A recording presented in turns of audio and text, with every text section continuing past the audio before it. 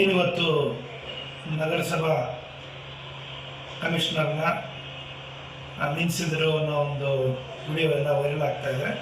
ನಾನು ಯಾವುದೇ ಒಂದು ನನ್ನ ಒಂದು ಸ್ವಉದ್ದೇಶದಿಂದ ನಾನು ಯಾವುದೂ ಮಾತಾಡಿದ್ದಲ್ಲ. ನಾನು ಅವ್ರ ಬಗ್ಗೆ ಯಾವುದೇ ಥರದ ಒಂದು ದ್ವೇಷ ಕೂಡ ನನಗಿಲ್ಲ. ನನಗೇನಂದರೆ ನಮ್ಮದು ಒಂದು ಕಾರ್ಯಕ್ರಮ ನಡೀತಾ ಇದೆ. ಆ ಕಾರ್ಯಕ್ರಮಕ್ಕೆ ನಾವು ಪರ್ಮಿಷನ್ಗೆ 9ನೇ ತಾರೀಕಿಗೆ ಪರ್ಮಿಷನ್ಗೆ ಅರ್ಜಿ ಕೊಟ್ಟಿದ್ವಿ. ಕಮಿಷನರು 3 ದಿನ ರಜದಲ್ಲೇ ಇದ್ದೀನಿ ಅಂದ್ಬಿಟ್ಟು ನೀವು ಹಾಕ್ಕೊಡಿ ಬ್ಯಾನರ್ಸು ಅಂತ ಹೇಳ್ಬಿಟ್ಟು ಕೂಡ ಅವರು ಅನುಮತಿ ಕೊಟ್ಟಿದ್ರು. ಅದರಂತೆ ನಾವೆಲ್ಲ ಬ್ಯಾನರ್ಸು ನಮ್ಮ ಇದಕ್ಕೆಲ್ಲ ಬ್ಯಾನರ್ಸ್ ಹಾಕ್ಕೊಂಡಿದ್ವಿ.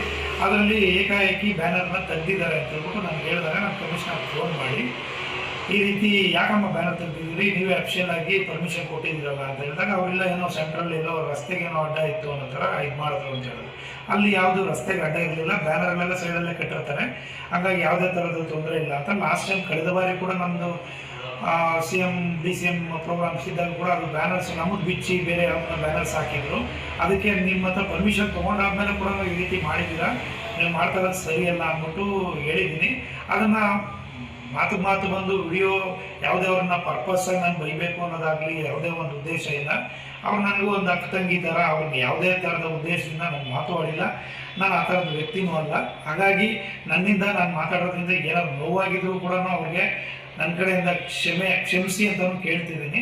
ನಾನು ಆ ಥರದ್ದು ಉದ್ದೇಶನೂ ಅಲ್ಲ. ಅವರಿಗೆ ತುಂಬ ಬಾರಿ ನಾನು ಸಪೋರ್ಟು ಕೂಡ ಮಾಡಿದ್ದೀನಿ. ಯಾಕಂದರೆ ನಮ್ಮ ಶಿಡ್ಲಘಟ್ಟ ವಿಧಾನಸಭಾ ಕ್ಷೇತ್ರದಲ್ಲಿ ನಗರಸಭೆಯಲ್ಲಿ 31 ವಾರ್ಡ್ಗಳಲ್ಲಿ ಅಲ್ಲಿ ಏನಾಗಿದೆ ಅಂದರೆ ಕೆಲಸ ಕಾರ್ಯಗಳು ಸರಿಯಾಗಿ ಆಗಲಿಲ್ಲ ಅಂತ, ಕುಡಿಯೋ ನೀರಿರ್ಬೋದು, ಚರಂಡಿ ವ್ಯವಸ್ಥೆಗಳಿರ್ಬೋದು, ಆ ಚರಂಡಿ ನೀರೆಲ್ಲ ರೋಡಲ್ಲಿ ಹರಿತಾ ಇದೆ ಅಂತ ಎಷ್ಟೋ ಕಂಪ್ಲೇಂಟ್ಗಳು ಬಂದು ಅಲ್ಲೆಲ್ಲ ಕಂಪ್ಲೇಂಟ್ ಮಾಡಿದಾಗ ಕೂಡ ಅವರು ನನಗೆ ಫೋನ್ ಮಾಡಿ ಸರ್ ಈ ರೀತಿ ಬೇರೆ ಜನ ಎಲ್ಲ ಕೇಳ್ತಿದ್ದಾರೆ, ನನ್ನ ಹತ್ರ ಸ್ಟಾಫ್ ಇಲ್ಲ, ನಾನೇನು ಮಾಡೋಕ್ಕಾಗ್ತಿಲ್ಲ ಅಂದವು ಕೂಡ ನಾನು ಅವ್ರು ಸಪೋರ್ಟ್ ಮಾಡಿ ಆಯಿತು ನಮ್ಮವ್ರಿಗೆಲ್ಲ ಸಮಾಧಾನ ಹೇಳಿದ್ದೀನಿ, ಸ್ವಲ್ಪ ಟೈಮ್ ತೊಗೊಳ್ಳಿ ಮಾಡಿಕೊಡ್ತಾರೆ ಅನ್ನೋ ಮಾತನ್ನು ಹೇಳಿದ್ದೀನಿ. ಹಾಗಾಗಿ ನಾನು ಅವರಲ್ಲಿ ನನ್ನಿಂದ ಯಾವುದೇ ಥರದ ತಪ್ಪಾಗಿಲ್ಲ. ಆಗಿದ್ದರೂ ಕೂಡ ಆ ಕೆಟ್ಟ ಏನಾದರೂ ಮಾತು ಬಂದಿದ್ದರೂ ಕೂಡ ಅದನ್ನು ನಾನು ನನ್ನ ಸ್ವೋದ್ದೇಶದಿಂದ ಯಾವತ್ತೂ ಹೊಂದಿಲ್ಲ. ಅದು ಮಾತು ಬಂದು ಏನೇ ಅಂದಿದ್ರೂ ಕೂಡ ನೋವಾಗಿದ್ದರೆ ನಾನು ಅದು ಕ್ಷಮೆ ಕೇಳ್ತಿದ್ದೀನಿ.